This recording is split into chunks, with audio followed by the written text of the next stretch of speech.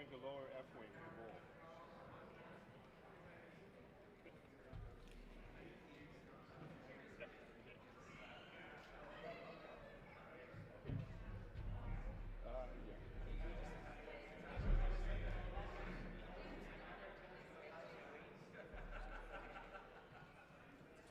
The Student Innovation Challenge. The inaugural. Whoa. I think we're too close to each other or what?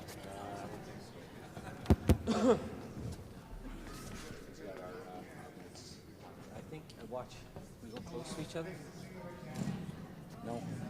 I think it was because this one was on too. Sure. So you're going to go right in there now. Are you trying to use that? I think it's already on. Tap it.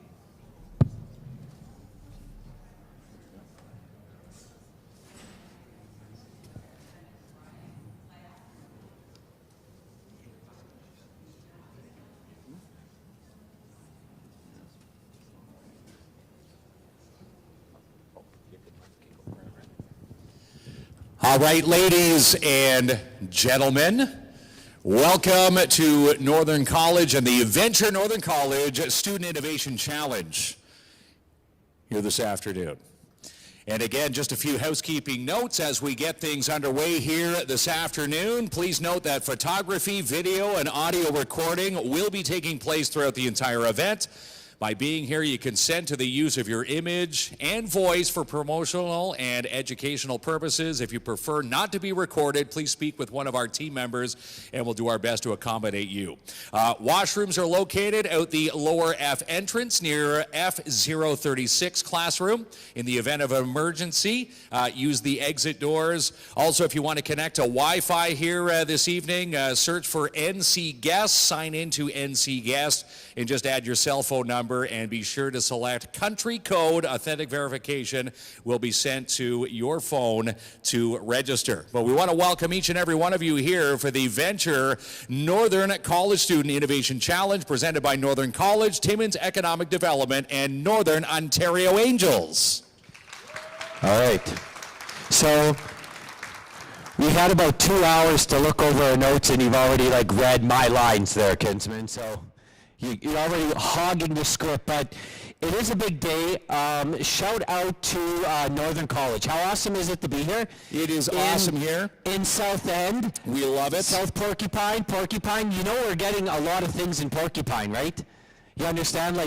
There's a big groundbreaking ceremony tomorrow. Tomorrow, we're going to be part of a groundbreaking ceremony here for their new dome. So, and you know, I'm a resident of Porcupine, and we have this golden rule I'm telling you. We want all the amenities, but we don't want we don't want no more people here, though. I still want to be able to walk into the bank and the grocery store, see no one from Timmins there, Kinsman. We want all the stuff, but no extra people because we like this quiet life. It's not bad, right? I worked on that for a week. I want to speak specifically for a moment to the three individuals that are going to be presenting today. You're going to hear a couple cliches, and I want to tell you why they are important. First of all, you're going to hear you're all winners. Now, normally, anyone that... Down there? Down there, Mark? All right. Normally, thanks for the advice, pal. Normally, when I hear the saying, you're all winners, I'm a very competitive person. And I always think, whether it's Monopoly or playing sports, if I ain't winning, I'm losing. But I have a different bit of a mentality here today for the folks that are going to be on this stage. If you watch the series Yellowstone, there's something where they say cowboys and dreamers. And what they're referring to as cowboys, or in this case, and also cowgirls, are people that do something, and dreamers are people who talk about something. And you are absolutely winners today because you have a passion and a dream and a goal, and you've made a massive step to do something about it. And presenting it in front of your peers and chasing your dreams definitely makes you a winner. So even if it sounds cliche today, please take that home because you absolutely are winners. Yes, big round of applause. It's not tough to do. But it's nice to get up there to, possibly, get that launching pad for that. You're going to launch your career, essentially today. This is my point in the script again there, Kinsman. You have your own talking points. The second piece is the courage. And I'll tell you this. it takes a tremendous amount of courage to do a pitch. Now, Mark and I, we talk for a living. When we went to high school, we liked the debate club. Now, we probably had, we had 0 girlfriends, absolutely 0 girlfriends. But we love talking for a living. And when we did a pitch a few years ago for Win This Space, we were nervous because we were nervous presenting something we're passionate about, and we want to make sure we're worried about, can we relay our passion to the judges and the audience? It takes a lot of courage to get up here. And the fact that you're doing it today, just not thinking about it, that's a massive step. So please, you're in a population of about 1% of people that can do that. So that goes back to winning and courage also. So take that away today. You're doing something that most people cannot do or are not willing to do. So want to say that to all the 3 people that are up here today. You've already won in our minds. So congratulations on that. That's it. Big round of applause for each and every one of you. Now we'd like to take some time to thank some of our partners. Without the big name partners, this event and events like this here at Northern College do not happen.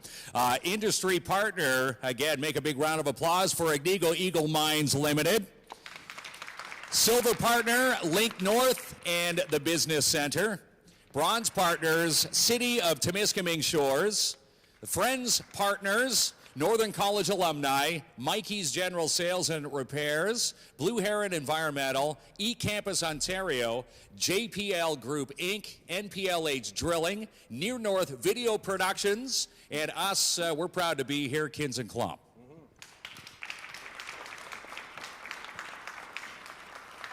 You like thanking yourself, eh, pal? Appreciate that. Okay, listen, we're going to have someone on the stage here from the hometown team of Northern College. We'd like to welcome Christine Raycraft, Dean of Business and Community Services, to bring welcoming remarks and the land acknowledgement.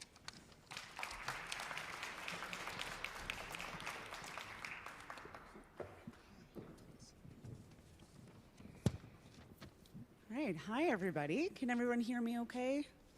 All right, so thank you so much for being here with us today. And to start, I'd really like to acknowledge that we are on the traditional and territorial lands of the Cree, the Ojibwe, Ojibwe, and Algonquin homelands.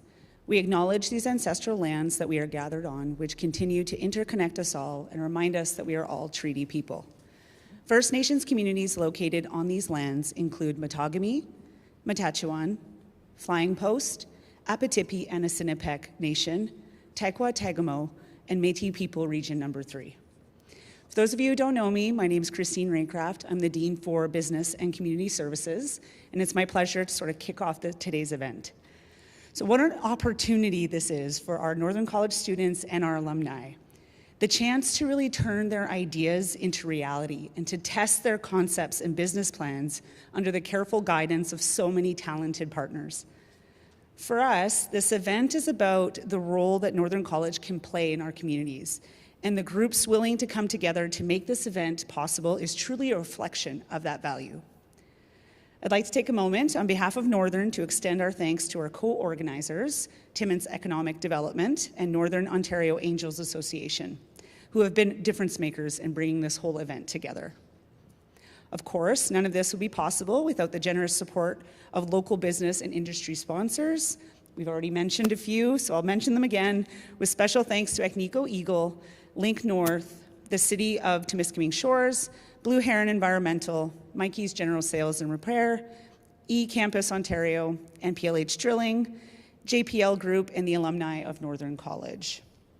So great ideas are born every day, but it really takes a unique and creative approach to turn those ideas into tangible businesses and marketable products.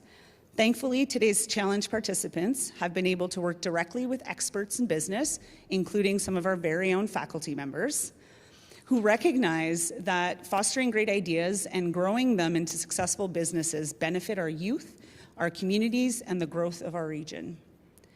I, for one, am very much looking forward to these presentations, and you never know, we may all have front row tickets to the next big thing. So thanks again to everyone for being here today and for supporting this event and supporting the challenge participants. And I will pass it off again to our wonderful MCs, Kins and Klump. Thank you. Thank you. Great job. Great job. Thank you so much to Christine Raycroft here this afternoon. Next to the podium, let's make a big round of applause to Timmins Deputy Mayor, Councillor Kristen Murray, to say a few words on behalf of the City of Timmins.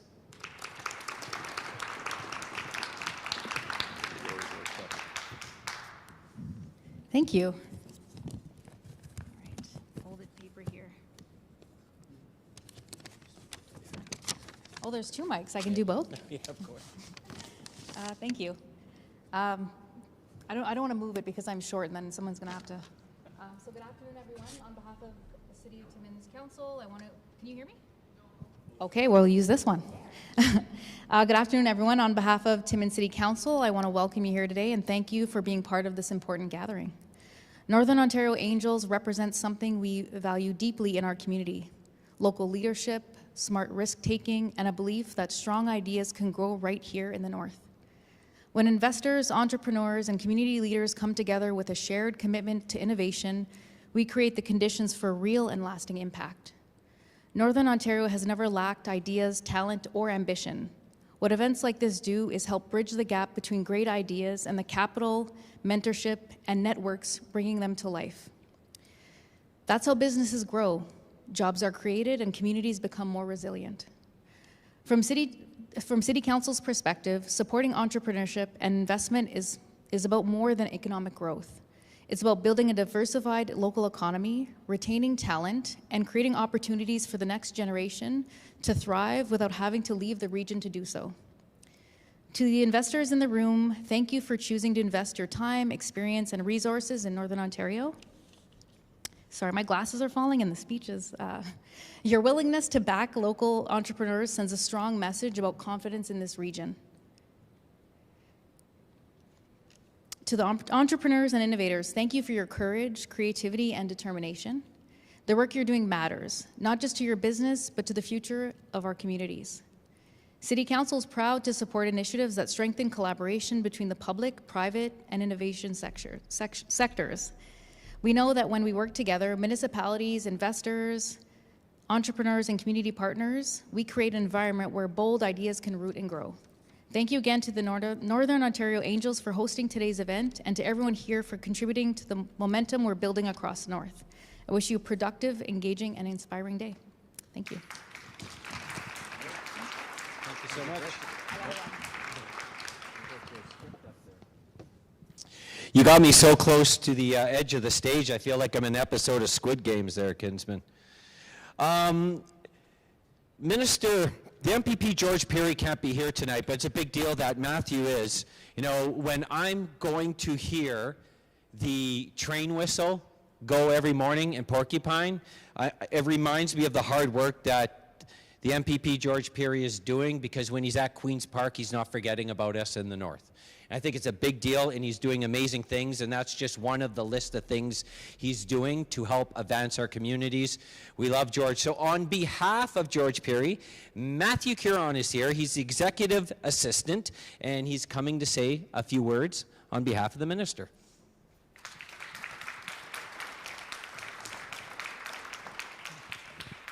Well, thank you, Jamie. Welcome, everyone, to yet another successful event by the Northern Ontario Angels.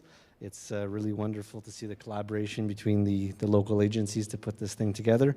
And like Jamie introduced, on behalf of George Perry, welcome, everyone, and thank you for attending today. Thank you.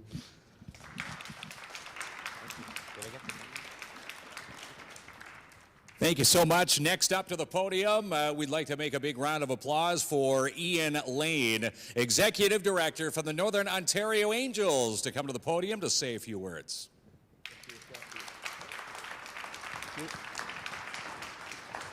It's a good day. I didn't trip over myself. One laugh. That's good. Let's see if we get some more by the end of this. Well, thanks, guys. Hello, bonjour, Annie. I am Ian Lane, the Executive Director with the Northern Ontario Angels, and it's really, really fun to bring these events together. I think Kimberly Wahama Deshane, our Events and Operations Manager with the Northern Ontario Angels, we were chatting last night.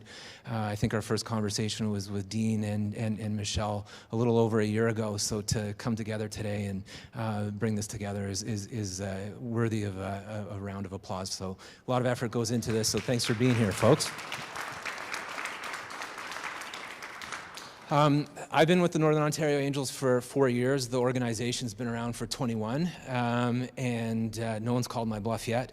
But one of the first things we did when I started was an outreach to Link North, which is now part of the Timmins Economic Development. And Ross McDonald, who couldn't be here today, his colleagues Al and Jana are here. We talked about building a program called the Investor Ready Program.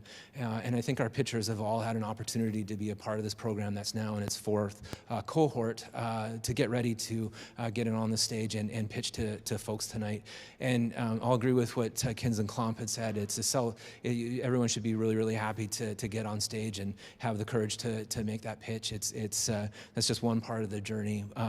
But really grateful for the partnerships that we've developed over the last number of years to bring events like this together. And really, really happy to be back at Northern College and the great team at Northern College that has helped us pull this off seamlessly. So, these are ecosystem projects that we're building, and it's all built around relationships and partnerships. So thank you everyone for your support.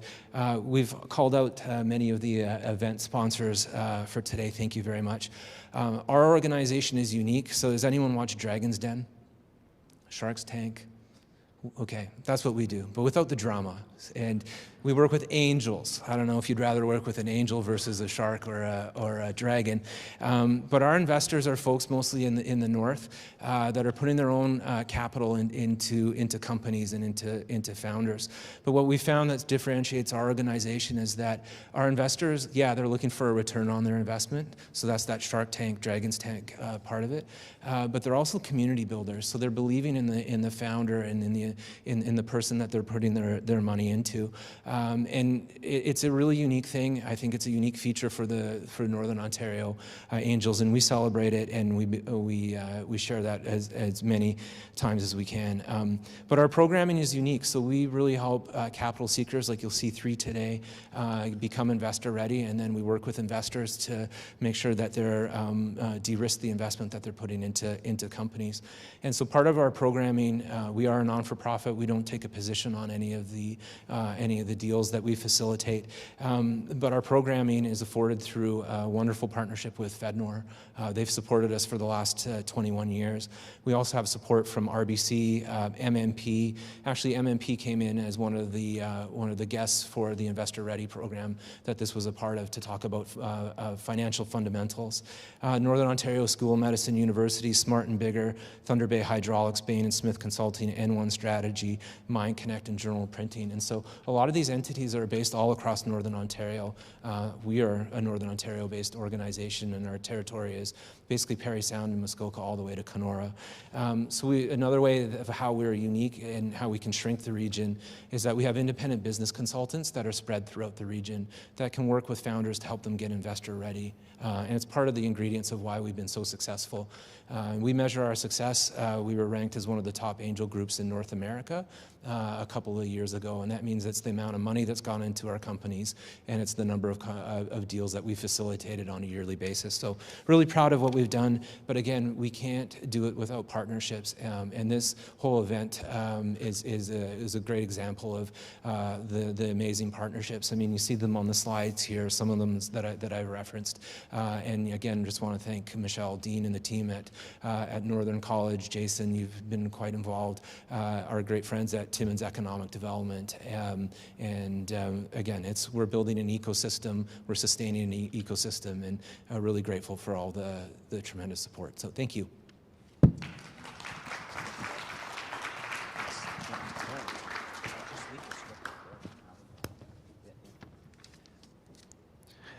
This isn't on the agenda, but keep my mic way down. I think we should just take a moment actually to recognize Kim over there. She is amazing. There is so much work that goes on. There is so much work that goes on behind the scenes. An average event takes about 12 months to plan. Kim's on top of every fine detail. Now, Ian, I did try and poach her to come work with us. You treat her too well, and you should. We would love to have someone with Kim's skill set to keep us in line. But you do such an amazing job, and just our little part here, you're on point on every detail, so thank you so much. Brilliant work, Kim. Brilliant work. All right, so next to the stage, we like to welcome Timmins' greatest bowler. Have you heard of this individual? But today it's Alan Paquette, Business Development Consultant for the amazing Business Enterprise Center.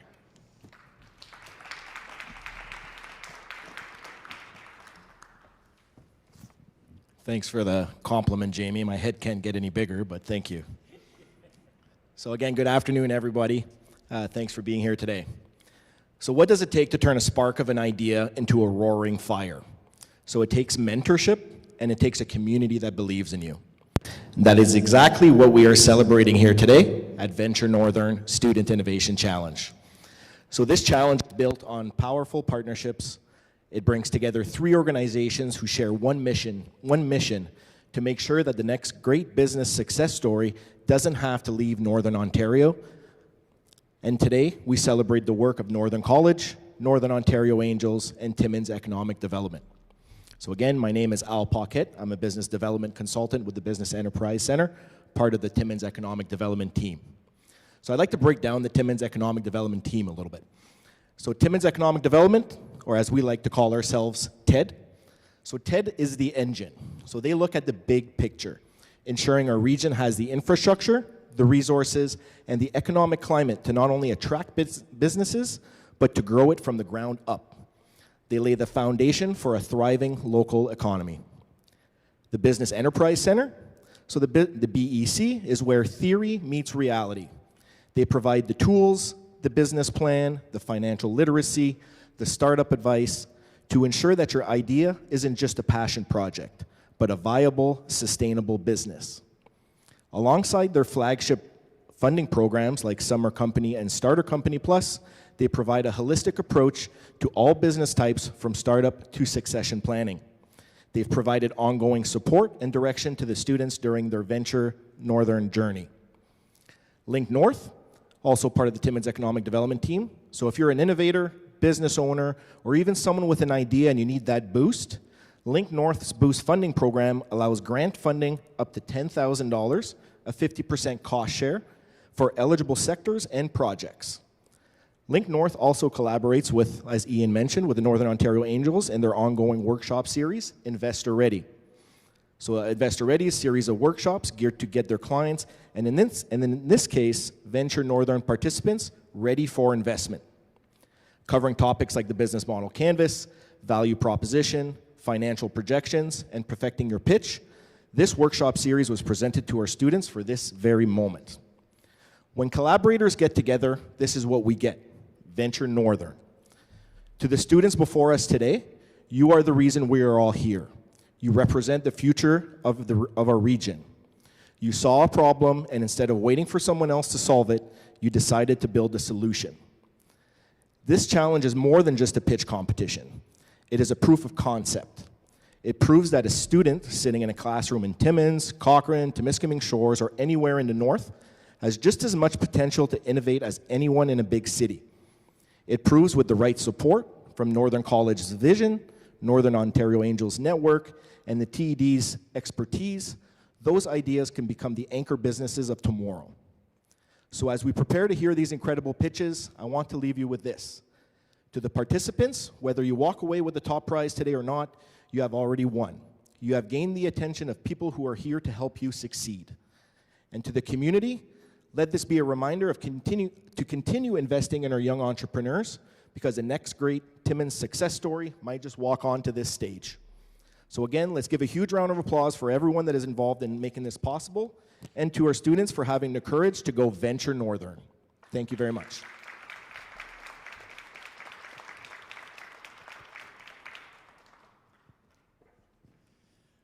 All right. Again, Alain Paquette, if you're looking for some bowling tips, right down there. Perfect game. Took me 3 tries to get to that perfect game. So phenomenal. And again, great to have you here tonight. Next to the podium, we would like to welcome, big round of applause, Jana Burke, business advisor from Lake North, TED, to introduce tonight's next guest speaker and one of our esteemed judges tonight, Cameron Grant.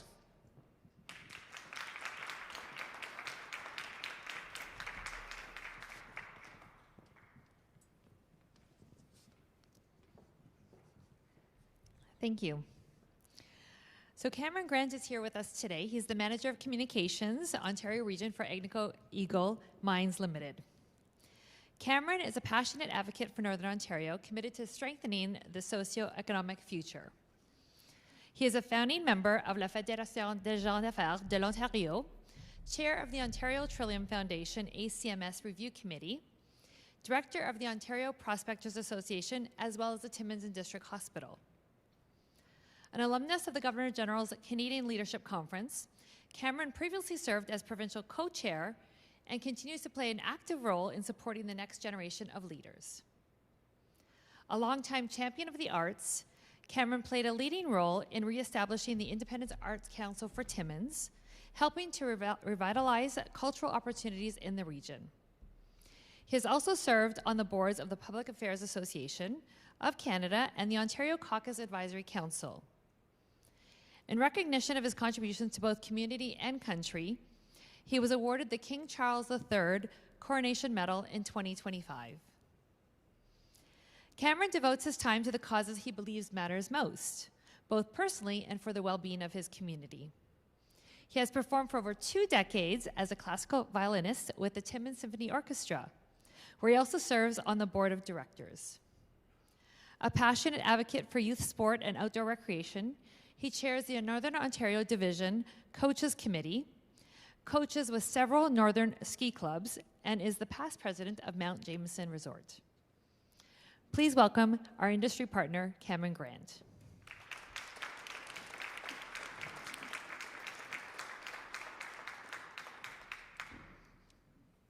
all ready for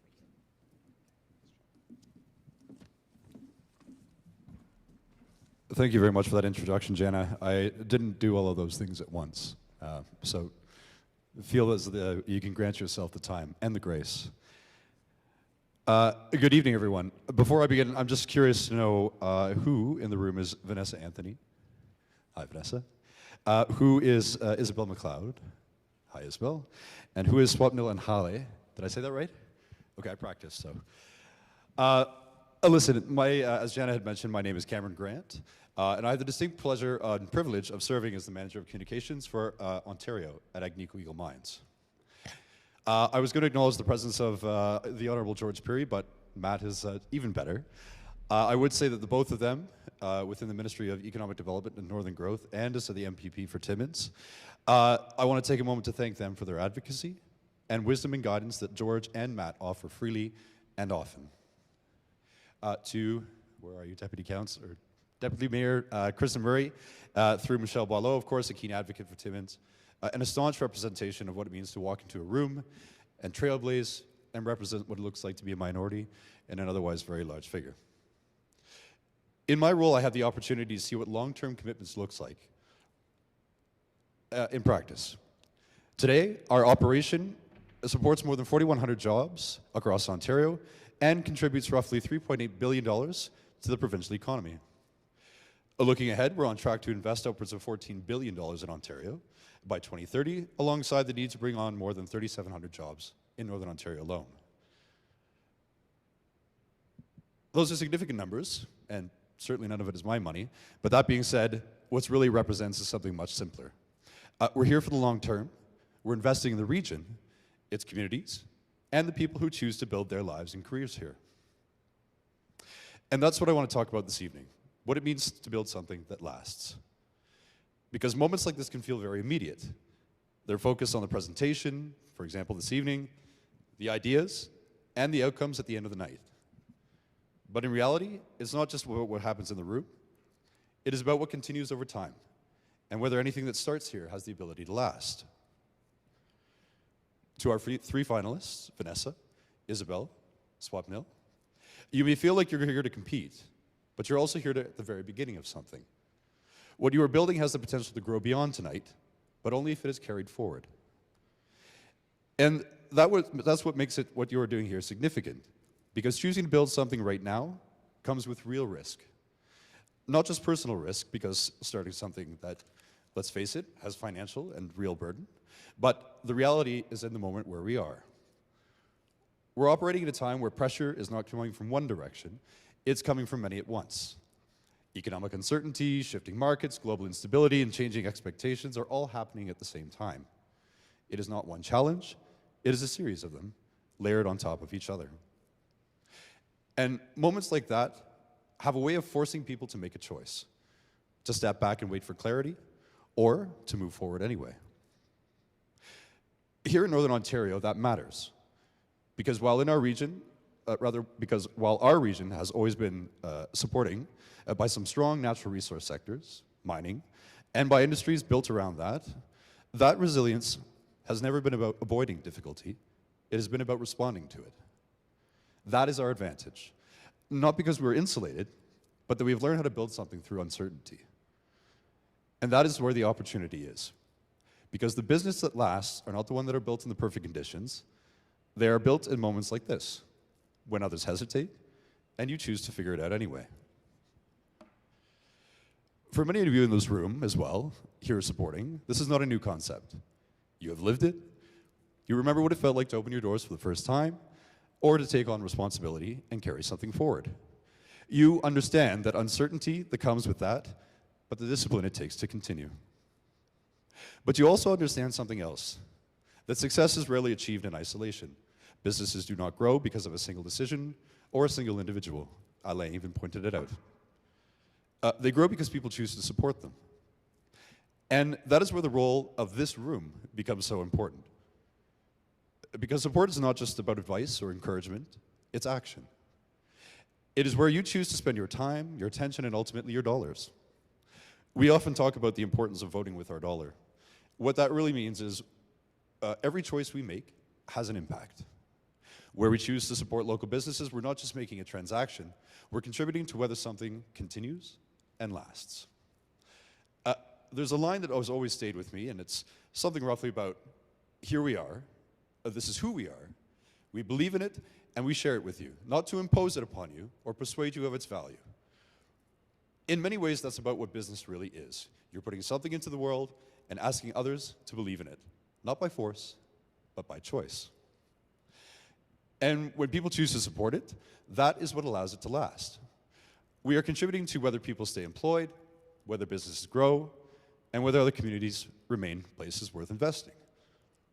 Over time, that choice determines what lasts. And of course, there's a well-known African proverb. I couldn't necessarily attribute it to a country, but it goes like this. If you want to go fast, go alone. But if you want to go far, go together. Northern Ontario, going far has always meant building something that lasts. Together. And for those of you who are building something, there's another reality that begins to shape place as well, whether you expect it or not. At the beginning, it feels like ownership, an idea, something that you're trying to get off the ground, but over time it begins to shift. And whether you intended it or not, you were no longer just building something for yourself, you're building something for others that begin to associate with you and rely upon you. People start to pay attention. They begin to ask questions, to form opinions, and look to you for direction. And again, whether you intended it or not, it is often because at a point, it's no longer just about whether or not the idea works, it becomes whether it lasts and what it represents to the people around you. And that is where leadership begins.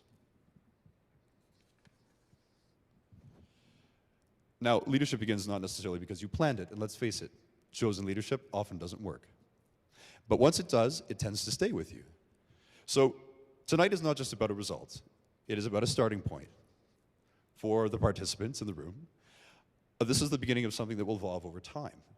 And for everyone else in the room, it is a reminder that what you choose to support plays a role in what continues. And that brings us back to the idea which we started with. What does it take to build something that lasts?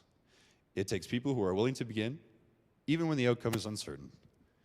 It takes a discipline to continue whether things become more complex, and it depends on a community that chooses to stand behind it. A mentor once told me the city that figures it out is the city that wins. And what I've come to understand is that the same is true for anything that is built to last. The ones that last are not the ones that get it right the first time. They're the ones that keep figuring it out and choose to carry it forward. Good luck to the contestants tonight, and thank you very much.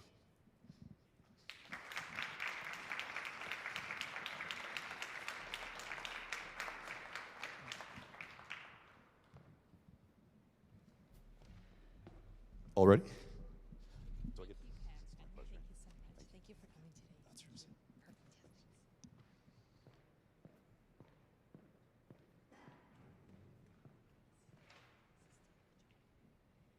All right, so I believe next on the agenda is a 15-minute coffee break. Do I have that right, Kim? We're doing our jobs so good so far there, Kinsman. So we're going to take a 15-minute coffee break, and when we come back, we're going to get into the meat and the bones. Right, we're going to get into introducing the judges panel tonight, and while we're on that 15-minute break, go fill out the ballots. Amazing door prizes here this evening, so we'll see you back here in 15 minutes.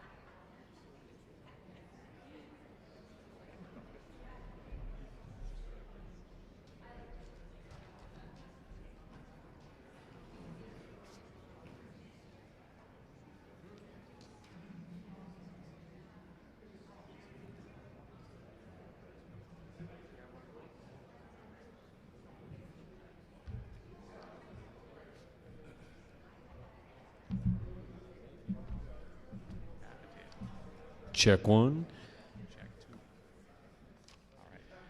I'm waiting for the thumbs up. Oh, there it is. We don't do nothing without Kim's approval there, Kinsman. As it should be. Okay. I see a lot of faces I like here from the college. Hi, Sarah. How you doing? Good people here, by the way. Yes. Really good people. Who's ready to get this party started? Yeah. All right. I love this. So this is how it's going to work. So we have 3 contestants who are each going to come up to the stage individually, and they're going to give you an 8 to 10 minute pitch, specifically for the judges. After they're done their pitch, the judges will have 5 minutes to each ask 1 question to the contestant. Now, those in the audience, you may have some questions for the contestants. Well, you're out of luck.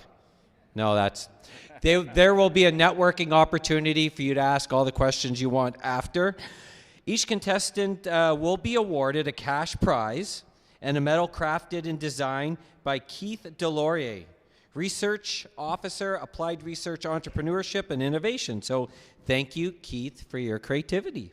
Appreciate that. So I guess without further ado, we're ready to get rocking and rolling.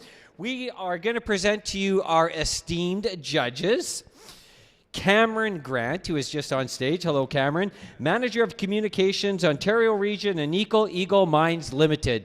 And a man of many, many talents, by the way. Cameron's a big supporter of this community. This could be my favorite because we share the same first name. Hello, Jamie Johnston. Dean, Mining, Trades and Technology, Apprenticeship from Northern College. Thank you so much. And finally, our angel, Ian Lane, the Executive Director with the Northern Ontario Angels. So please welcome our 3 judges.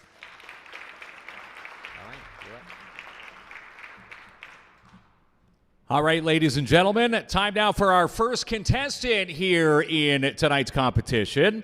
Vanessa Anthony is a founder and CEO. Vanessa is a Northern College graduate and Northern Ontario-based registered practical nurse and the founder of CARE, which stands for Collaborative Approach to Restoring Ease, a preventative health intelligence platform designed to improve early risk detection, emergency response decision-making, and worker safety in high-risk industries such as mining.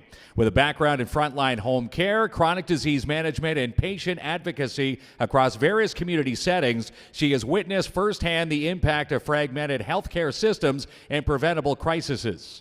Vanessa combines clinical experience, systems thinking, and a passion for prevention to develop human-centered, data-informed solutions that help workers stay healthy, return safely to their families, and to strengthen community resilience. Ladies and gentlemen, welcome our first contestant here this evening, Vanessa Anthony.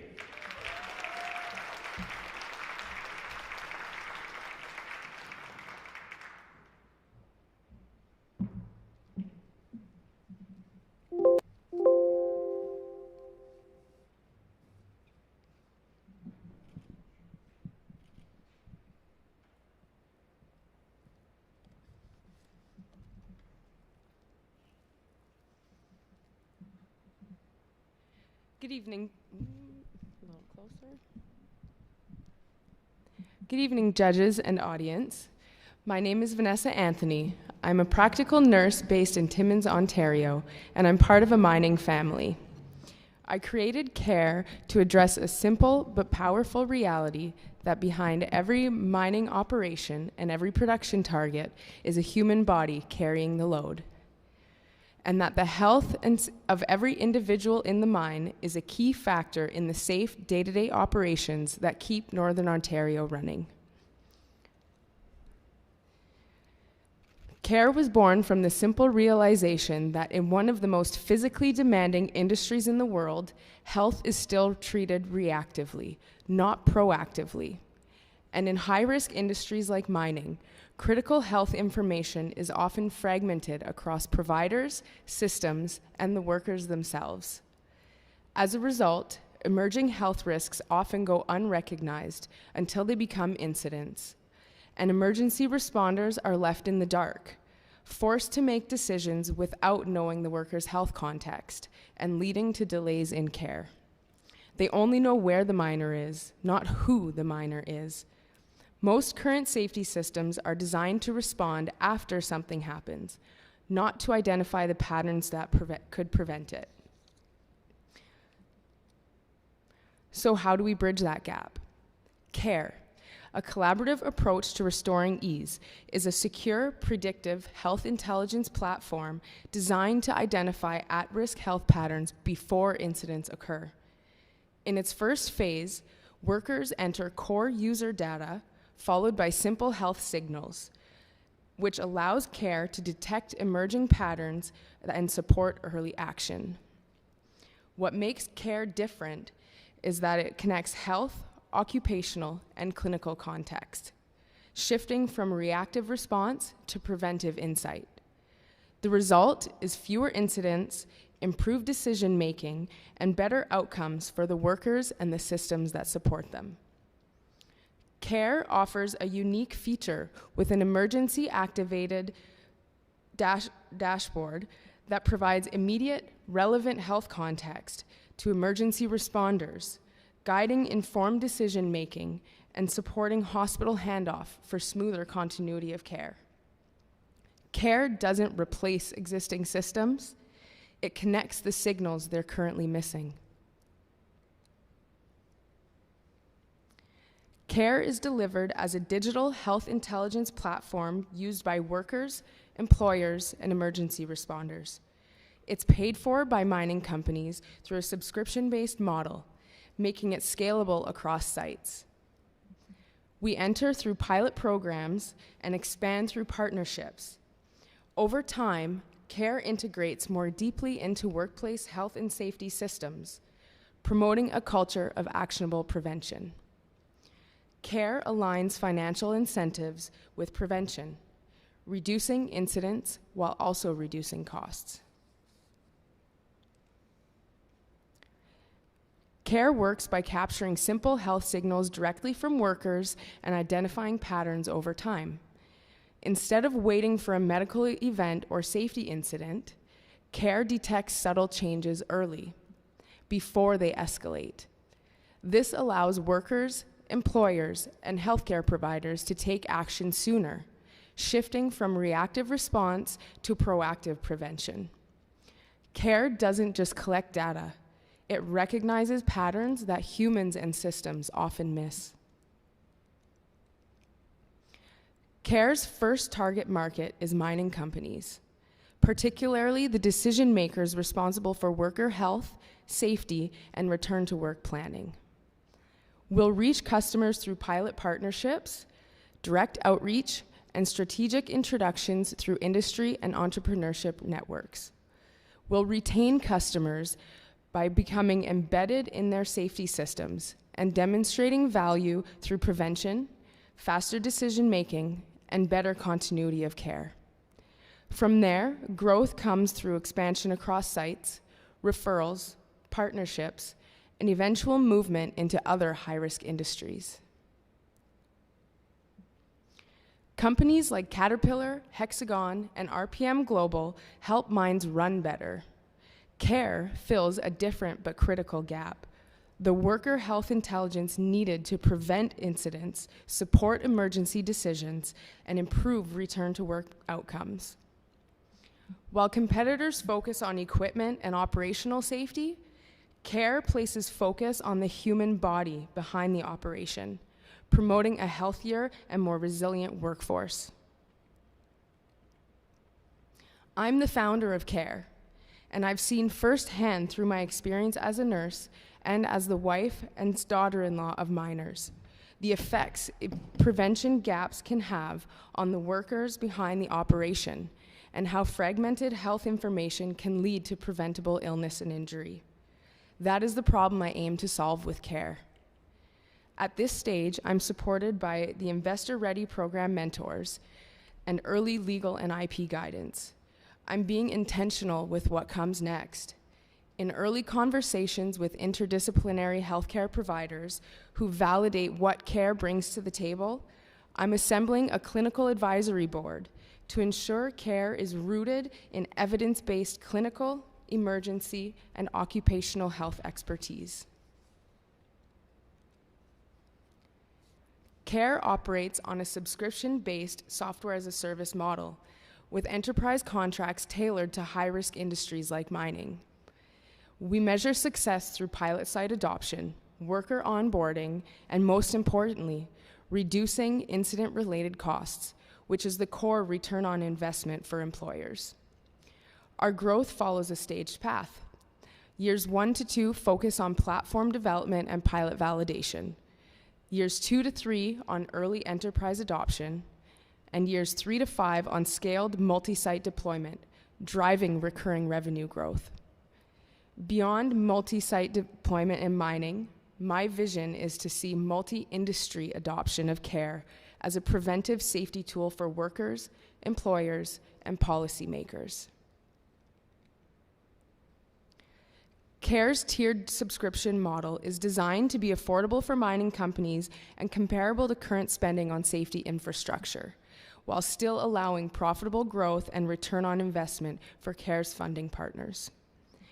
Tier 1 pilot partnership involves a 12-month implementation program for up to 200 workers, including full platform access, dedicated onboarding, staff training and support, baseline risk mapping, and regular outcome and impact reporting. Tier 2, essential, preventive safety intelligence, provides core CARE platform access for up to 500 workers, including worker risk health flagging, early warning preventive insights, secure health coordination interface, and aggregate safety reporting dashboards.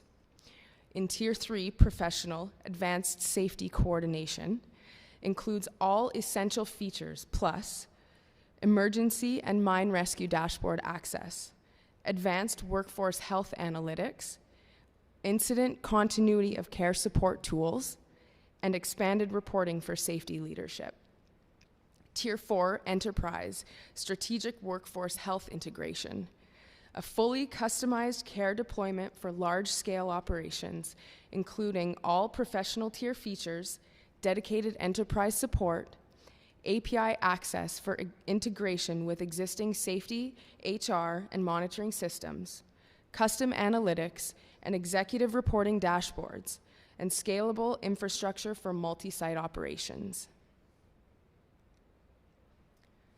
CARE has been built from a strong foundation, combining a defined business model and early assembly of the Clinical Advisory Board with partners in EMS, occupational nursing, and chiropractic care as areas of interest so far. I'm also a member of PARO and in early introductions with SMART and Bigger regarding IP protection and patent application. And I've applied for various grants for entrepreneurship support. I have $5,000 ready to invest in support of next steps. At this stage, I'm asking for $20,000 to secure CARE's intellectual property. This funding will support patent filing and legal protection as a foundational mechanism for CARE to take the next step toward pilot development and real-world validation. Because the most important thing to ever come out of a mine is the miner. It is my belief that CARE will become a leading innovator in preventive health and safety in high-risk industries, starting with mining. Thank you for listening and for being part of what comes next.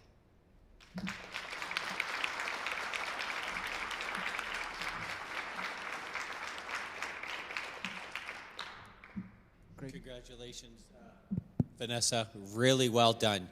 So now we are entering a 5-minute period where the judges are allowed to ask one question each to Vanessa. And we will start with Jamie.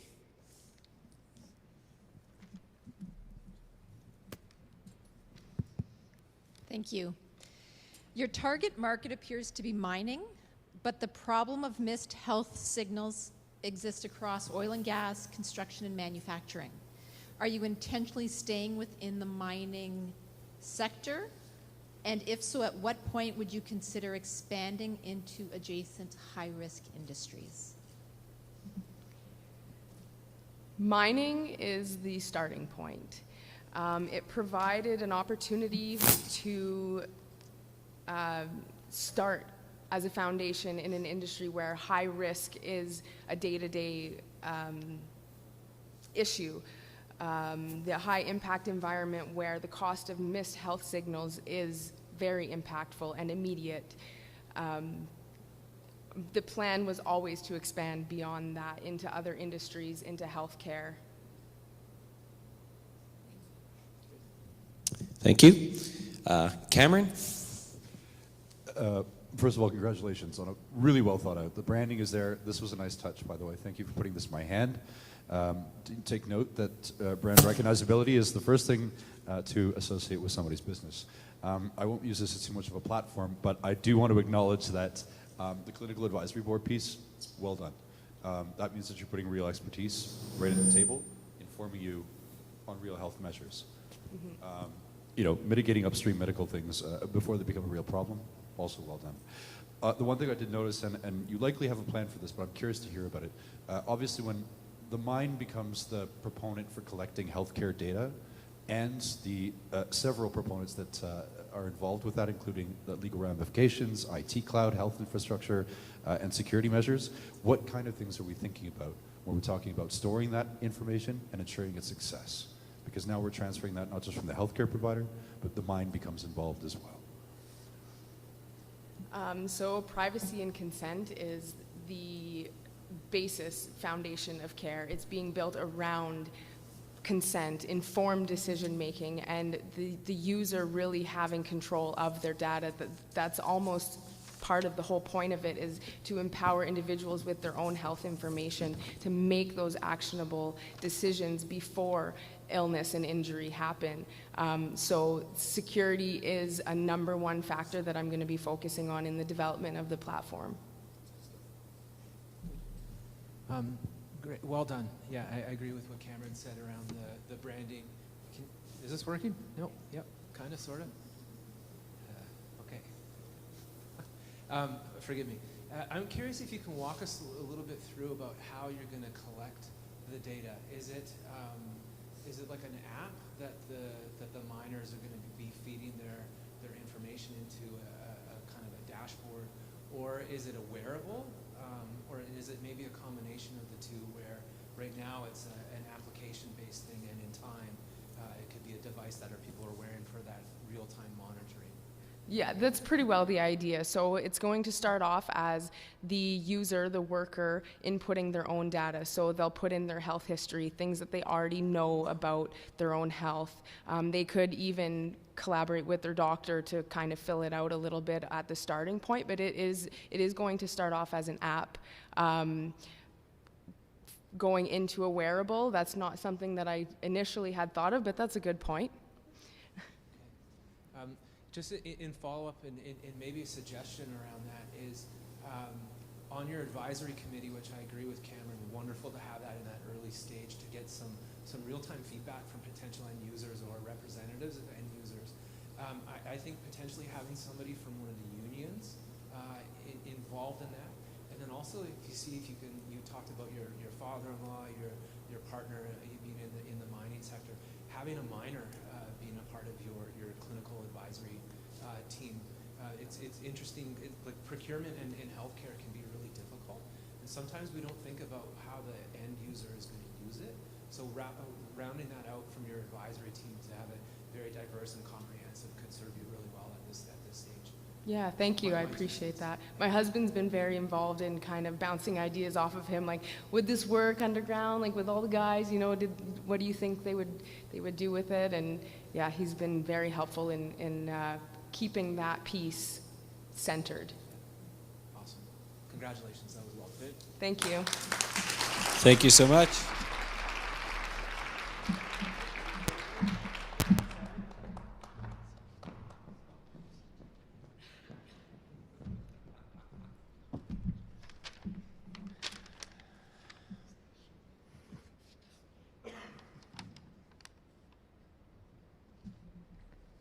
Perfect. Our second contestant is Isabel McLeod, founder and CEO. Isabel McLeod is a 19-year-old millwright student at Northern College with a strong interest in mining and industrial maintenance. Through her hands-on training and education, she has developed an understanding of the physical demands and safety requirements within industrial trade environments. As a woman entering the trades, Isabel has personally experienced the challenges of finding properly fitted, functional, and affordable workwear designed for women, which inspired the creation of the Northern Ontario Workwear Inc. While early in her career, she brings determination, problem-solving skills, and a commitment to continuous learning. She plans to collaborate with experienced designers, manufacturing partners, and industry mentors to ensure informed decision-making and sustainable business growth. Ladies and gentlemen, please welcome to the stage contestant number 2, Isabel McLeod.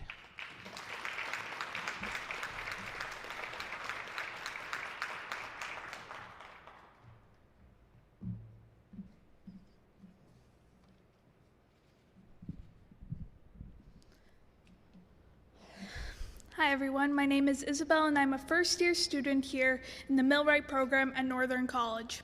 Today I'm presenting my idea, Northern Ontario Workwear, or NOW, and it's focused on improving safety and accessibility for workwear for women in trades. So the problem is women face a major issue that is often overlooked, just trying to get dressed for the job. Women trades struggle to find properly fitted PPE clothing between shirts, pants, boots, and jackets. Most workwear is designed for male body types and is then adapted to female proportions, which is not correct and can be quite uncomfortable for any women in the crowd who wear that kind of clothing. And these poor fits create serious safety hazards, including snagging, tripping, unstable footing. And workwear for women also costs up to twice as much as the male clothing does. An example of that is a men's work shirt costs on average about $25 to $50, whereas women's workwear shirts cost on average $50 to $70. My solution is to create workwear that is properly fitted for female proportions. From there, it'll be designed based on the actual women body shape, so it'll fit us more comfortably. It'll be made by durable industrial fabrics and proper pocket placement. It'll also have shorter pant lengths to make sure that you're not tripping over your work while you're underground in the mines or working on a crane. It'll also be equivalent pricing to the men's workwear. This way, everything is closer and more fair towards women entering the trades. It'll also create more attractions and retains more women in the workforce. So the Now business will sell through an online store, which will sell directly to customers through a friendly website and social media platforms like Instagram. This will allow women in trades to easily browse, select, purchase, and properly fit workwear. From there, they can choose their proper sizing, a color of preference, and whether or not they want to buy in bundles. The pricings included are to make equivalent to the actual male prices. As it sees, pants are already smaller than the average cost. Whereas here it's $45 to $60, the average is close to $80. For jackets, the average is $200 to buy just a proper fitting workwear jacket. Here I've lowered it to $70 to $80, which is much closer to the male's cost. Now this is based on real experience. It's user design driven, built from real feedback in women in trades. This way, when we are developing prototypes, we will specifically come to colleges or mining communities and let the women in those groups try on these samples and see whether or not they are like them, do they have anything to improve, or are we good there? It'll focus on fit, safety, and functionality. It's designed specifically for women and not adapted for men's clothes. The true female sizing and proportions are key to this being a success, and it'll eliminate unsafe and uncomfortable fit issues. Once again, it'll be tested in real-world environments by a testing circle of women in trades. Continuous feedback and improvement will be consistent throughout the whole prototype development in this stage. And it'll be affordable by design, reducing barriers in any trade. Now for marketing and sales, the target market, of course, is women in trades in the mining industries, as well as millwright apprentices and industrial workers. Once we get later on into our prototypes, for welding students, we'll develop specifically CSA approved and fire retardant clothing and gloves for them, as well as welding helmets. We will sell these once again through an online store and trade schools. We'll also make our way to make contracts with mining communities, and so they can provide their employees with an option to buy proper fitted clothing for their women employees. There's a bit of competition. The main one is from Alicia Woods, who's under the Cover Gals working. She has gone national with her brand of creating both women and male working clothes, and it has a wide range of variety. There's other competitors such as Carhartt, Dickies, Helly Hansen's, and Dovetail. However, those options either are not meant and suited for mining communities, or they are very expensive and quite uncomfortable to wear during an 8 to 12-hour shift. Now it's different because it is locally focused on mining communities, millwright programs, and heavy duty. It'll be focused on live user testing and feedback, and will be affordable and easy access through all the numerous ways to purchase.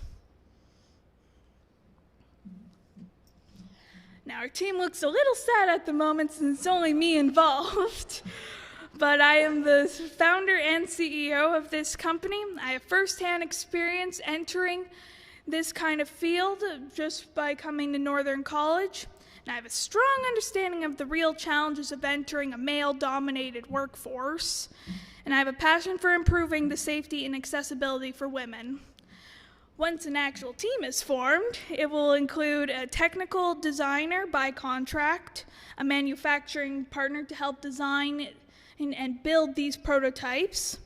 It'll include marketing and sales support, and a product testing circle, which is any women in trades. So the funding request, this project will take a total of $25,000 to create in the product stage. I will personally be investing $10,000 into this project. So I'm personally requesting $15,000 to go into this product development. And the key milestones will be developing initial product designs, creating 2 to 3 main working prototypes between the shirts, pants, and jackets, and will be tested with women in trades. It will be refined for fit, safety, and durability, and will be prepared for a small-scale production. So the progress in the ask. Today, the accomplishments are the identified real safety and issues for women's workwear, the development of now and the concept of the brand of what is worked for. Is built by a business model to increase pricing, the difference in different materials and different grades of gear, and also engaging with industry experts and mentors to help this project come to life. The ask is, once again, the $15,000 funding, guidance and mentorship from industry professionals, and connections to manufacturing and product development partners. I'm more of a hands-on person, so I will definitely need some help with this portion of bringing this idea to life. The goal is developing 2 to 3 core products and bringing a small scale, and over 2 to 3 years, this production of small items will grow into a bigger field for plenty of women to enter the workforce. As our closing thoughts, now is more than just clothing. It is a step forward for safer work environments for women, greater accessibility for women in trades, a stronger, more inclusive workforce in Northern Ontario. Designed for women, built for the job. Thank you.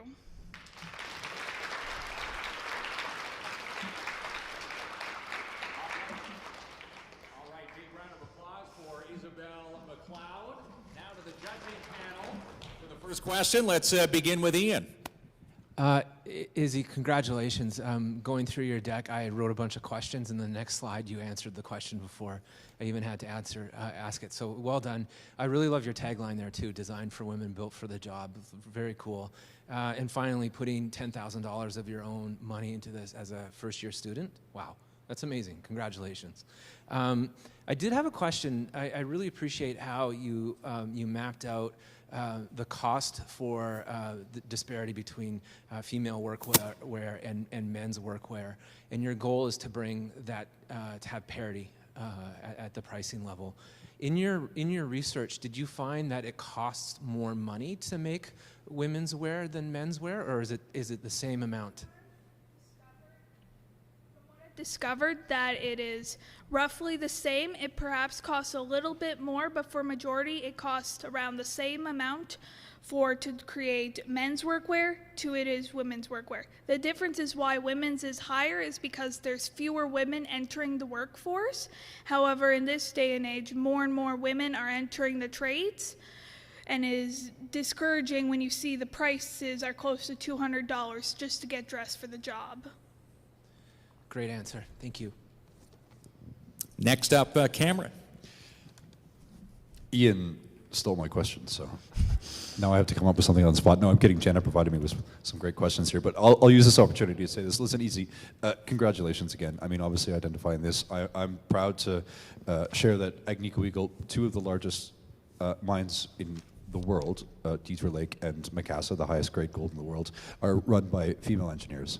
And that's reflective within our workforce at those sites as well. So if you want to do something on the side and do some millwright with us, let me know. But that being said, listen, yes, it's about the market and whether or not there's a real cause outside of the price gouging, like you had mentioned, which, let's face it, that's what it is when it comes to supply and demand. But I'll build on what Ian asked and what you would answer is to say, recognizing opportunities for social enterprising. And so what that means is, going out to recognize that there's a real cause. And with every cause usually comes a nonprofit, a charity, or some type of, again, social enterprise that's looking for a partnership with a private business that may use part of its triple bottom line. And by that I mean, you have your bills, your staff, your mandatory employment-related costs, but then your profit margin. That's your excess cash flow. And how you use that to partner with a social enterprise to perhaps mitigate you trying to get to that price parity without gouging your overall profit. Partnerships are a really great way, especially in Northern Ontario, to help grow your business effectively while still supporting, let's face it, a very good social cause that you've decided. So, not a question, but a piece of advice. All right. Last question, Jamie.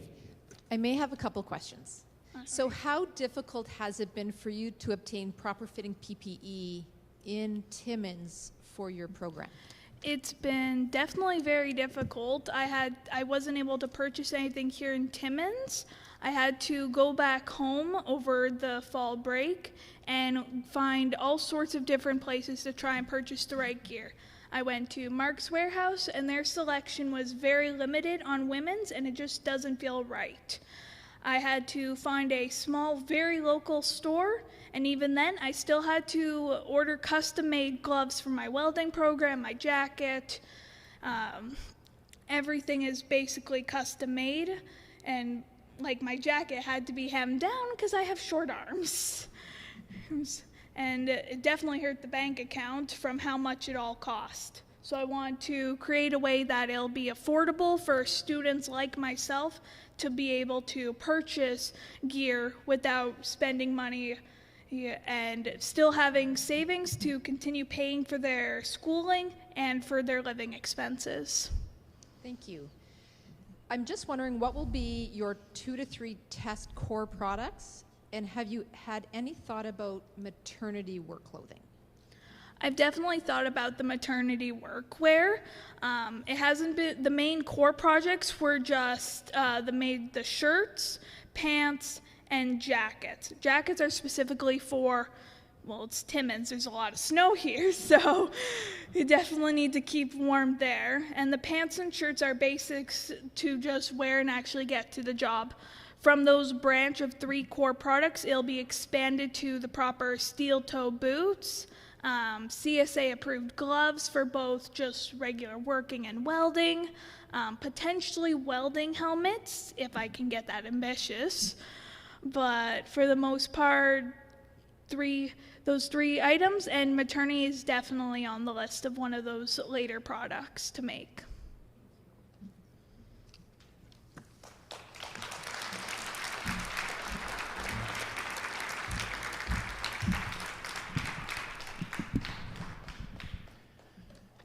All right, our final contestant here tonight, Swapnil Andhale, founder and CEO. Swapnil brings 8 years of combined academic and applied experience here tonight. He holds a Bachelor of Engineering in Mechanical Engineering from Sabatrai Pune University and a Heavy Equipment Technician Diploma from Northern College. Mr. Andhale's technical training includes certifications in cybersecurity, in safety and automation, and advanced IoT architecture. Prior to founding Northern Laser, he is developing mobile applications with Accenture Solution Limited, where he assisted in the deployment of digital platforms for multiple clients. Please, ladies and gentlemen, welcome to the stage our final contestant here tonight, Swapnil Andhale.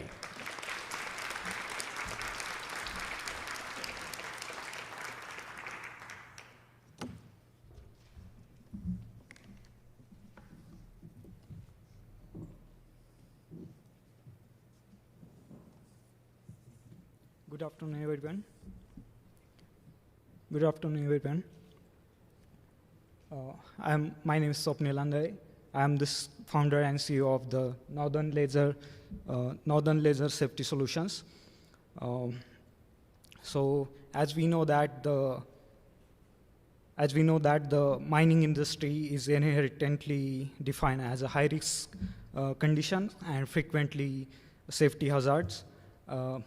With that, when we have delay in identifying unsafe conditions, significantly increase the risk of serious injuries and the fatalities. So with that one, we even like if the rescue teams came there for rescue person who is underground, so they might not able to rescue as soon as possible because they don't know the location of that person underground. And also, if those conditions happen with that person, their family or the government might put some safety violations against the company, or the person's family may sue the company for like big price. So for that, I have solutions. So Northern Laser Safety Solutions introducing the CABS, which is the collision avoidance beacon systems. It is a smart, safe system designed to prevent collision between workers and the machineries. So how the CABS works, so each workers and the vehicle is equipped with the wireless beacons, which are using the TTF, like the through the earth technology. It's low latency and technology. So every beacon creates a personal safety zone for the persons. If a worker is entering to the safety zone of that machine, so that system detects a risk immediately using the LiDAR sensors and the beacons, and it will trigger alert automatically. That means we have more safety. So we are delivering a unified IoT safety ecosystem, which includes rigid BLE like beacons for the peoples and the vehicles, and the LiDAR units for the ground stabilities, and the cloud dashboard that will be the real-time alerts. Our consumers are the medium and large mining industries. sales, we have the sales strategy, which we are using the hybrid land and expand model. So we are starting with the paid pilot projects and scale with the full enterprise deployments. We are targeting the gross margin, which is 54.3%. Our whole magic is our algorithm, our app, or the system we are building. So it just don't track the locations. It's also cross-referencing the workers' positions regardless the wall structures. We are competing alerts after the collision. Like our competitors are currently have the system built like once the situation happen, then they put the alert or then they signal alert to the system. But our CAP system is calculating smart interruption zone, so it will trigger alert before the contact may happen. As I already told that our system is using the through the earth technology and the LiDAR sensors, so it is more good for the Canadian Shield, and we have the sub-meter accuracy because of the low latency. And we are providing the single base panel as the dashboard, so it is very easy for the mining managers to see the dashboard. So with the margin and sales, we are reaching with the deployment of Northern Trailer mobile trailers for the on-site service and demonstration. And we are also using the B2B sales with the miners. We are planning to acquire, planning with the land and expand model, start with the paid pilots, and then we are scaling to the full enterprise deployments. For retention, we are looking for the long-term contracts with the miners and our SaaS technologies. So with the growth, partnering with the safety engineers, consultants, to demonstrate them, and we are also taking help of the NORCAT training facility to make sure that our system is working properly. So we have competitors like Sandvik, Epiroc, MST Global, and the Hexagon, and some manual surveying and the basic RFID tagging peoples. So our competitive edge is like we are lower upfront cost, we have less upfront cost. We are working with the mixed fleet, not only stick with the Epiroc systems or Sandvik system. We are working with any type of machineries, and we are providing on-site service because we are based in the Timmins. And with the single dashboard, as I say, no need to look for the multiple monitors to track the persons or the machineries. So with the team, I have like myself, and with the strong support of TED. With the financial projections, I'm planning to have revenue growth of 55,400 with the first year, more focusing on the pilot and the direct sales. And later on, upcoming years, I'm planning to have more crop profit with the expanding my sites with the mines. And with the customer acquisition cost, I'm targeting to have less than $15,000 per mine site. And lifetime value will be estimating around $250,000 over the 5 years.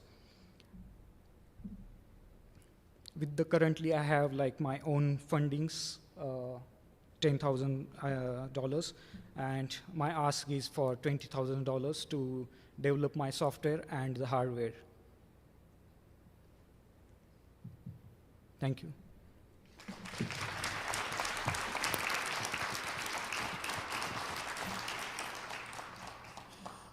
Well, thank you so much. Well done. So now we're going to move on to the questions from the judges. So this time we will start with Cameron? You know what? Have we started with you yet, Cameron? No, that's why. We always keep you on your toes, but it's a good suggestion. We'll start with Cameron. I call that engineered-based solutions. Speaking of which, by the way, so like spoken like a true engineer. You've solved something beyond just the tangible problem. So much so is that we're looking towards astrological geomapping to understand where exactly this type of LiDAR penetrates, the boreal shield and the northern landscape. So you're very familiar with the cause and as a result the solution. I think you have a very viable map to success to get your product off the ground. For myself personally, I'm just wondering on an application basis, because you look like you have both underground and open pit applications, which is great. When it comes to the actual range of the, let's call it a, rotational area surrounding by the beacon. What is the range? So basically, if because of we have the hard strata of that rock solid, so ideally normal Wi-Fi signals or the GPS signals will not penetrate that rock. That's right. So that's why we need to using through the earth technology, which is the latest technology, which using the like low bandwidth signals. Yes. So for that one, we are placing, like it's not far, it's around 3 meters to 300 meters signals. Okay. It can penetrate. So we are planning to use multiple beacons so that from one beacons, that signal will be catched by other beacons, and that signal will be directly transmitted to the, speak to each other. to the main. Sorry, I thought I probably should explain. What's the range of around the actual module itself? So let's say, for example, you have the 300 haul truck, meters. 300 meters? Yeah. And what's the testability? Have you done? I know we're in a development phase here because it's interesting to see something like a large scale module interacting with somebody who's quite small. I mean, underground mining it's simple to control that, but in a large open space like open pit, there's some real world applications. So maybe, and I don't know if you've gotten there yet, and I'd be curious to know if you have. What kind of testing have you done to mitigate potential risks when it comes to the range that large? Because let's face it, especially in an open pit setting, like minutes or dollars. Yeah, right? for open pit setting, even also the truck is far away from the main center. Yeah. That beacon can send the range to the center. It's a constant monitoring system. It's the safety zone for the around 300 meters. Okay. But the range, the signal range is more than that one. Okay. Like around, we can send those signals, might be 1,000 kilometers also. Okay, that's good. Thank you very much. And just because all three of you had mentioned some, obviously addressing some sort of health and safety component, every employee at every mine is the ambassador of health and safety. So don't wait for the health and safety person to come around. Talk to anybody. Yeah. And the thing that gets us going is obviously a health and safety thing like this. So you're not stuck to just those folks. Good luck. Thank you. Thank you. My question is, why and how did you come up with this idea? Have you worked in the mine? Have you seen something? Just wondering the why behind it. So I talk with the many mining peoples. The first one are the millwrighter. So I asked him what technology or the things are there while you are entering to the mine, that mill. So he said, no, we are just following the safety procedures. We did not have anything on us. So for example, if they had beacon with them, and if anything happens, so they can be safe. Any rescue team easily locate them if anything happens to them. And the second one, like EPROC, I talked with the EPROC person. So I said, do we have anything on your vehicle which can be sent signal to the ground? So he said, no, we don't have. The underground trucks did not have anything which can send signal to the surface. So there my solution will be positive. Thank you. Great. Well done. A couple questions. If I understand correctly, you have a hardware solution that is collecting collision avoidance data, right? Yeah, so there are multiple types of beacon available in the market. So we are just using those. It's already there. We just need to integrate with the software. Okay. When you're going for adoption, is there limitations, or how do you factor in recalibrating the beacon based on a large scoop tram versus underground, above ground? Like, is it interoperable? Do you envision the beacon being able to use on a whole bunch of different? Yeah. So all those are working the same technology, the Bluetooth technology. That's why we can integrate any type of beacons, even though it is a small, like the cheaper beacon or the higher function beacon. Great. And my final question, the beacon has I think you said a 300-meter radius. Yeah. You're using LiDAR as your as the way to detect the worker to stop the vehicle. Is there any other potential data that you can capture from the mining environment, leveraging the LiDAR, or even around the vehicle performance? No. No. No, we are not collecting any data, nothing. We are just using that LiDAR so that it can send signal to the like the front road. If any persons or any vehicle come in front of that vehicle, it will just observe that, or sense that vehicle, and it will send the signals. It will not collect any data. Okay. Wonderful. Thank you. Great job. Thank you. Thank you. Well, thank you so much. So we've heard from all three contestants, so we're going to give the judges a few minutes to compare notes, and they will give us 3 thumbs up when we're ready to present third, second, and first place winners. In the meantime, how are we doing, contestants? How are we feeling? A sigh of relief here? I was thinking a little bit about this because we are business owners. We literally started, we made $50 the first 3 months. Now we're up to $60 the next, okay. So you're surrounded by mentors here, you know, mentors in education, in industry, in capital. So there is a lot of brain power and experience to lean on. So I thought our advice would come, you know, more from the heart. And one thing that we have learned is to surround yourself with the yeses and positives. And when I say yeses, it's not the typical yes man or yes woman. You never want to be surrounded by people that agree with everything you say. You want to be challenged. But surround yourself with yes people in terms of positivity that are going to support you at your lowest and support you at your highest. You need to, because when you start your venture, you're going to hear a ton of no's. You're probably going to hear 50 no's before you hear a yes. And that is typical. And let those no's motivate you. Every time we heard a no, it motivated us to work harder. And sometimes they're to get us down. But the opposite end of the no's is negativity. And the best thing that we have found that you can do, whether it's friends and sometimes it's family or it's mentors, anyone that's negative, that's different than a no. That's someone who's going to criticize your dreams, that's going to mock them, that's not going to make fun of them. And even though they don't understand them, release those people from your life as much as possible. Because you will find once you open the door to positivity, more people will support you than people that will hurt you. So just remember that. And you have a full room of positive people here today, so it's a great launching pad.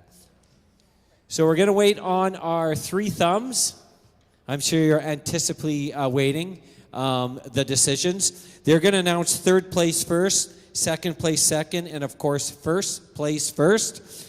After the announcements are made, they're going to have a group photo with the winners and then a group photo with the judges and winners.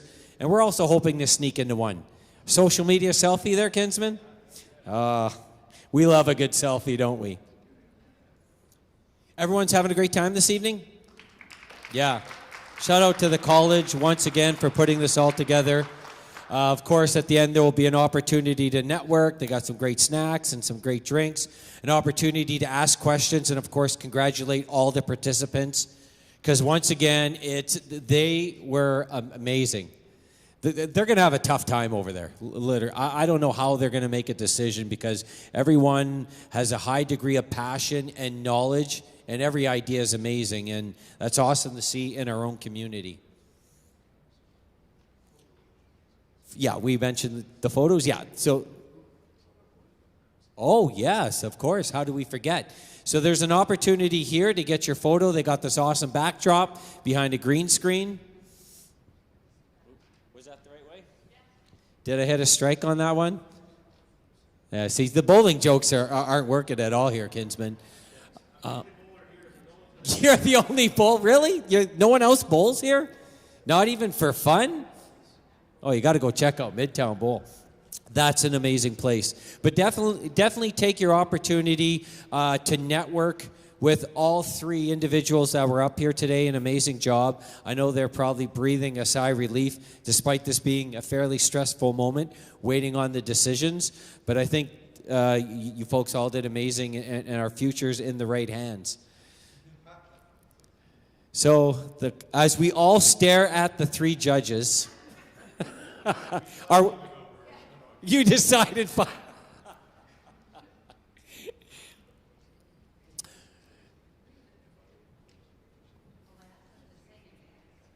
There could be some singing and dancing. Here's your opportunity before Rock on the River to get some dancing in. Are you more of a rock night or a country night? Right. You know, you're usually up here filling in my bad jokes here, kids, but it's a tough job alone. That's my positive support person right there. He laughs. He's got to hear the jokes all day.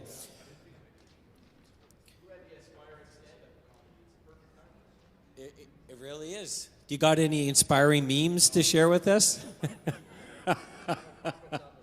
Shadow puppets on the screen. There's also, we should mention this, so there are going to be draws, so please stick around. Dean Lassard is going to be up here, and hopefully you filled out a ballot for the draw prizes, and I think a couple cans of our beer are in there too, are they, Mark? From Full Beard Brewing. But they got some amazing prizes, so $100 prepaid Visa, a Cedar Meadows gift basket, a Full Beard gift basket, and a 4-hour coaching session from Sandy Emden. How do I pronounce it? Really? And you said I couldn't do it, pal. 4-hour coaching session valued at $1,000. Wow, thank you so much. So there are some amazing door prizes to be had. Am I missing anything, Kim? Okay. So judges, I've been told by my boss, Kim, it's now time to wrap things up and make a decision. Because we are moderating this. If we let it get out of control, we're not good moderators, are we, Kim? Yes. All right, judges, are we ready? I got my boss looking at me. It's the universal sign for wrapping it up. But I think they are ready. Okay, so here you go. All right, ladies and gentlemen, please welcome James Franks to announce the third place winner, which is a $1,000 sponsored by the City of Timiskaming Shores.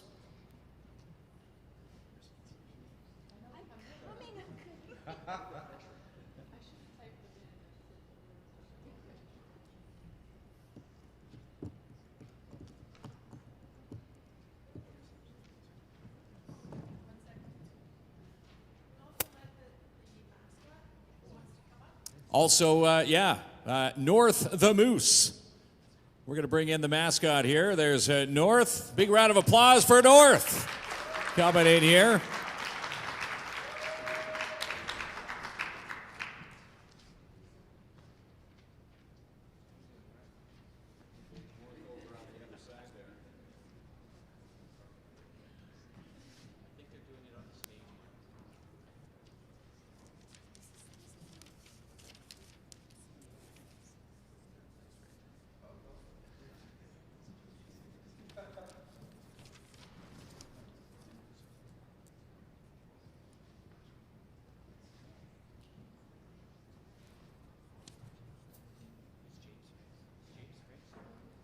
Is James Franks here? Oh, there's James over there. We'll bring James right up on the main stage here. Yeah, with a big, large check.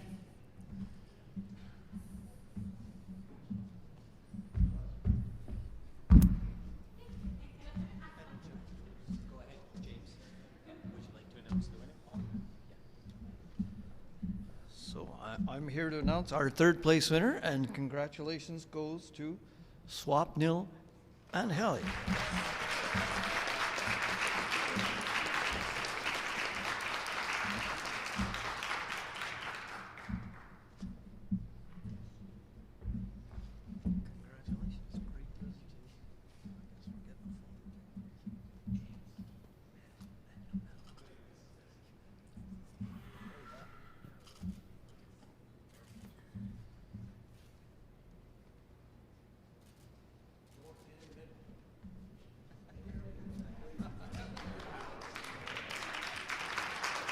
There we go. Big round of applause. Swap Hill and Halay, our third place $1,000 winner here this evening.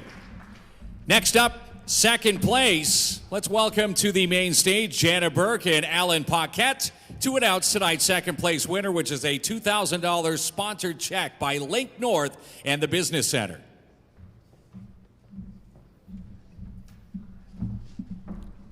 Just got to say congratulations to all three contestants. You guys were really presented yourselves very well, and you guys should be proud of yourselves.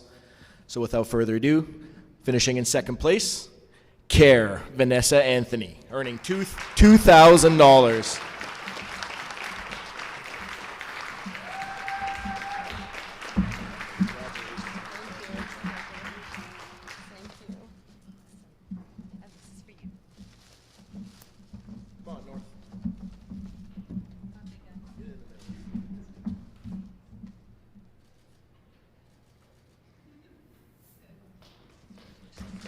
All right, congratulations. Second place contestant tonight, Vanessa Anthony.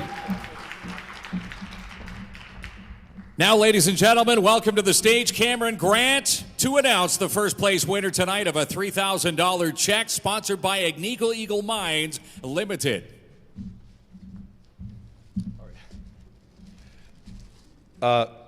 Listen, tonight was a bold move for all three of the participants.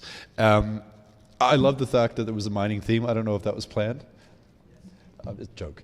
But needless to say, listen, I talked earlier today to recognize that the risk that you took today to come up here has its reward. And certainly just by starting that conversation, you're already halfway there. I commended to the people in the room that we have a responsibility to ensure that we support them along their way in their journey. And I will make that commitment by providing you my personal information so that should you ever have any questions along the way or have some questions about procurement, please reach out to me personally. And so with that, I invite Isabel McLeod, our first place recipient.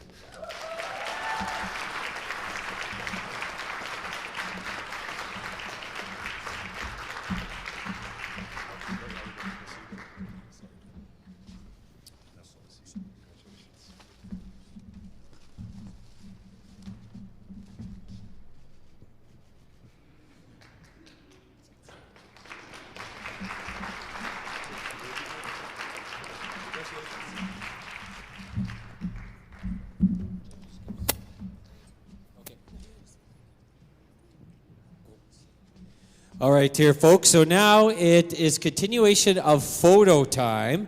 So we're going to do a group photo of the winners. So third, second, and first place winners, all our contestants. If we can get you back on the stage for a group photo.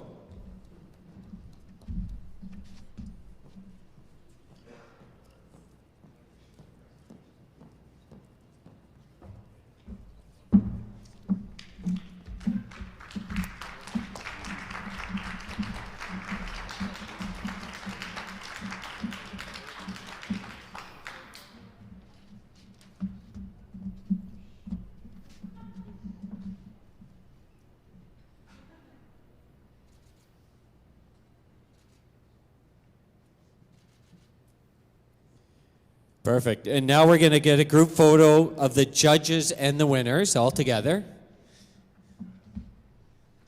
And a big shout out and a thank you to our judges tonight who took their time to make very difficult decisions. Thank you so much.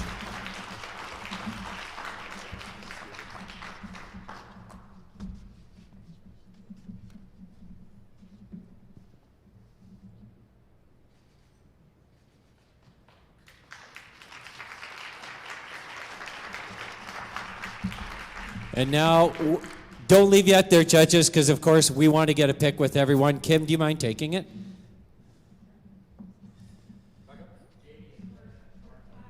Yeah, we want, oh yeah, if we can get you up there.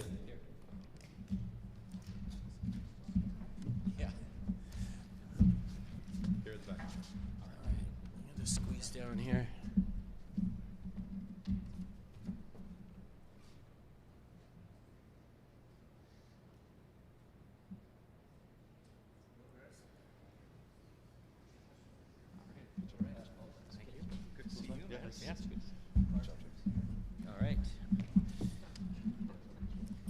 All right. Now, thank you so much. Oh, you're good. Yeah, sorry. Yeah. Awesome. How about our 3 contestants? Make sure to chat with them each personally. So we're finally going to welcome, last but definitely not least, I've known this gentleman, and I know the amazing passion that he has for not just academic success across the North. We want to welcome Dean Lessard, Senior Vice President. Oh, you got a promotion since I seen you last. Senior Vice President, Academic North to Northern College, has closing remarks, and he's going to make some amazing draws for the door prizes. Thanks, Jamie.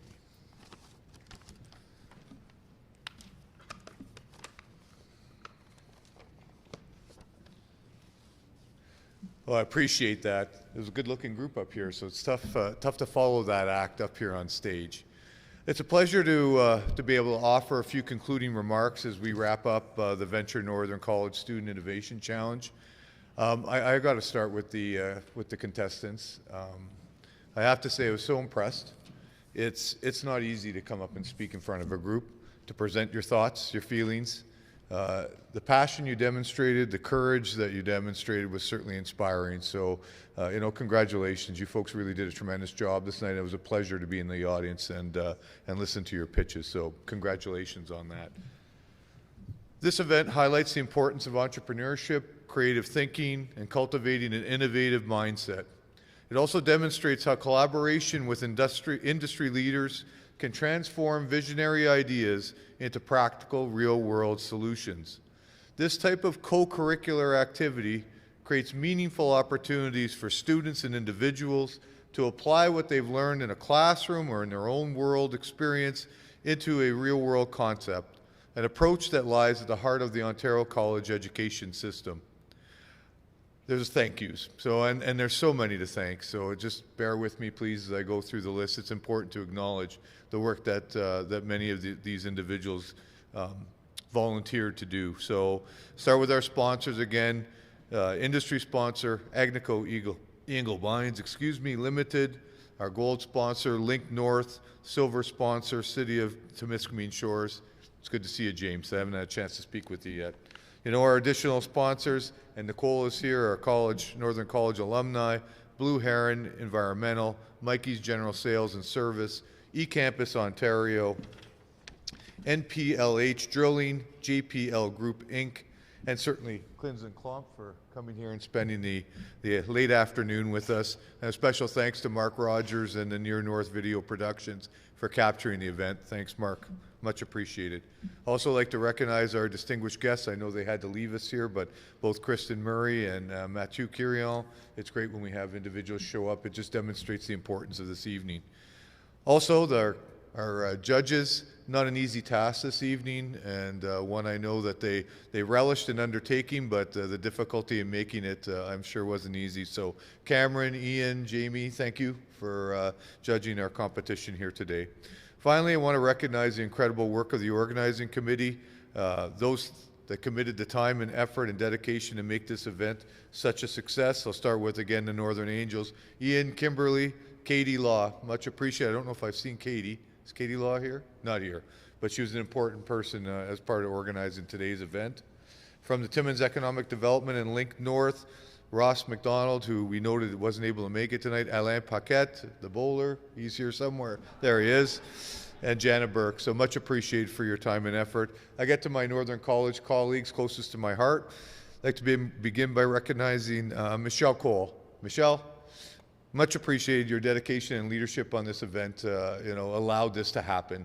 Ian is gracious in acknowledging me, and Cameron at times I did very little. Michelle is the one that spearheaded from the Northern College side of things. But also in support, Shanna, Guy Bisson, Nicole Gingras again, Lynn Cotgrave, Gary Mattel, and I hope I pronounced that properly, Kyle Jennings, Keith Delorier, Christina DeBrizzi, Jason Boisonneau, our IT department, plant and property, and especially Mario. I saw him here earlier. He got to our gym. There he is, Mario. Thank you very much. Tanya and Lorraine from our Chartwell's catering team, our mascot, Mateus Kustashin, our student ambassador, Kirian Osipenko at the photo booth. If they're not there now, they will be there. And our bartenders, importantly, Morgan and Avery, so much appreciated. So before we conclude, I want to again extend my sincerest thanks to our faculty, whose guidance helps students transform ideas into actions, to the Northern College Alumni Department for its continued support and engagement, and to our marketing team for helping share the energy and impact of this event with our broader community. What we've seen today is more than just a competition.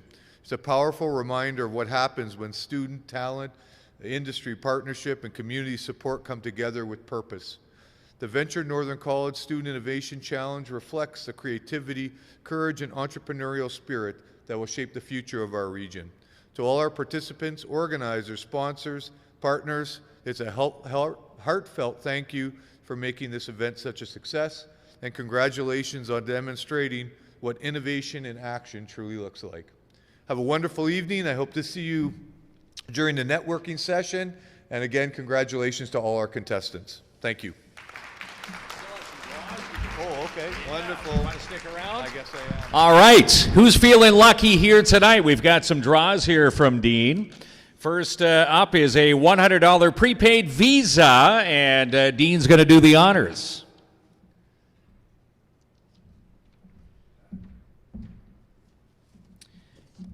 And the winner is Vincent Langlois. Where's Vincent? Congratulations, Vincent. Look at that. He's asking, can he use it at the bar over there? I'm pretty sure, I don't know. Can you? There you go. Congratulations. Come on up. Come on up. Good prepaid Visa there. Vincent. All right, second prize here tonight, a great Cedar Meadows gift basket worth over $350. And the winner is, I want to say Gani Mataf?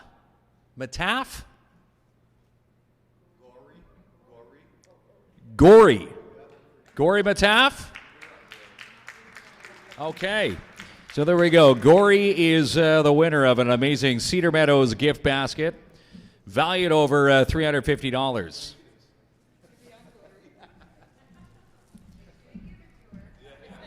Next up, it's a full beard gift basket, $50 of some great tasty craft brew, which includes our brand new Kins and Klomp can in there. We've got Carter Capacit. All right, Carter, congratulations.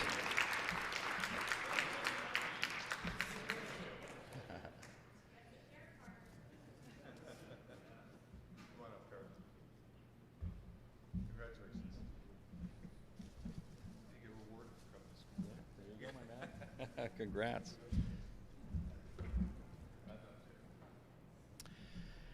And last but not least, we've got a draw here for a Sandy Emden coaching session, 4-hour coaching session worth over $1,000. And the winner is Donna Carrier. Congratulations, Donna. You're a big winner.